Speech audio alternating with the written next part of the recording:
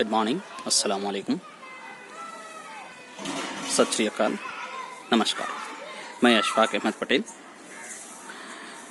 आज speaker for democracy इस topic पर आपके सामने फिर हाजिर हुआ हूँ।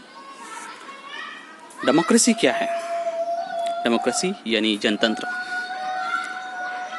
जनतंत्र जनता के ज़रिए, जनता के भलाई के लिए और जनता के माध्यम से।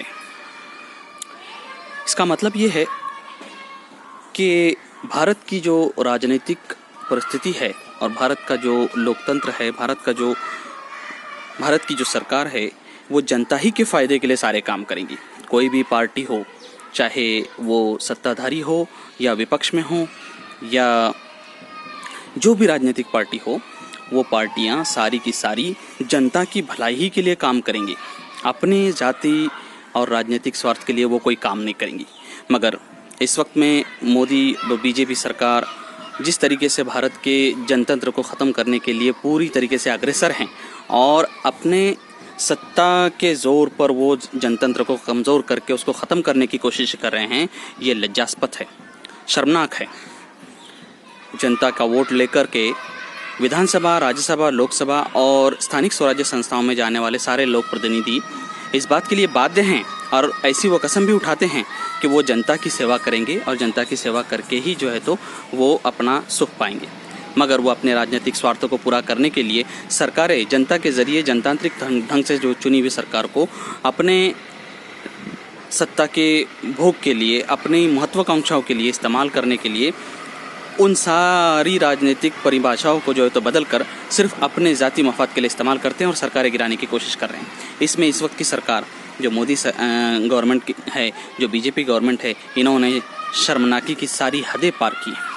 जनता की सरकार को गिराने की कोशिश, ये भला जनता के खिलाफ नहीं? क्या ये गद्दारी नहीं?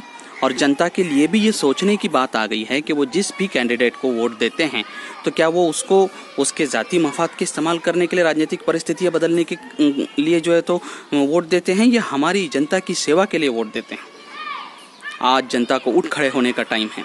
चाहे वह अंतर्गत आपकी राजनीतिक पार्टियों के अंदर भी ऐसी परिस्थितियाँ हैं जिसमें डेमोक्रेसी को ख़त्म किया जा रहा है, और सत्ता में और विधानसभा, लोकसभा की जो है तो प्रणालियों में, गवर्नमेंट के अंदर भी जो है तो जनतंत्र को ख़त्म किया जा रहा है। उनको अपने राजनीतिक लाभों के लिए जो है तो इस्तेमाल करके और जनता को पूरी तरीके से नज़रअंदाज किया जा रहा है। जनता के फ़ायदे के लिए काम करना अगर है तो सिर्फ उन्हीं लोगों को सत्ता में रहने का अधिकार है, और सत्ता उनके ज़ाती मफाद के लिए, उनकी निजी संपत्ति के तौर पर इस्तेमाल नहीं की जा सकती।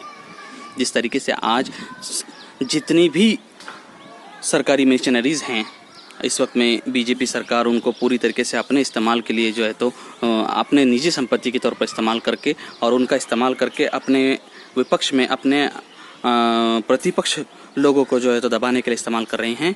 ये न सिर्फ शर्मनाक है बल्कि हम इसका खंडन करते हैं। पार्टी चाहे जो भी सत्ता में हो, उसने ये नहीं भूलना चाहिए कि वो सत्ता सिर्फ और सिर्फ जनता की सेवा के लिए ली गई है। वो उसको अपने ज़ाती मफाद के लिए या इसको सत्ता संघर्ष को चलाने के लिए इस्तेमाल नहीं कर सकते। इसलिए मैं जनता से अनुरोध करता हूँ कि वो अपने सारे जनप्रतिनिधियों पर कंट्रोल करें, और अगर वो आपके फ़ायदे के बजाय अपने ज़ाती फ़ायदे की तरफ आपके दिए गए वोट का गलत इस्तेमाल करते हैं तो उसका उनसे हिसाब लें। उनके खिलाफ़ खड़े हों और उनसे पूछें कि जब हमने जनतंत्र आपके हाथों में दिया था तो आपने उसको इतना बर्बाद क्यों किया। जय हिंद।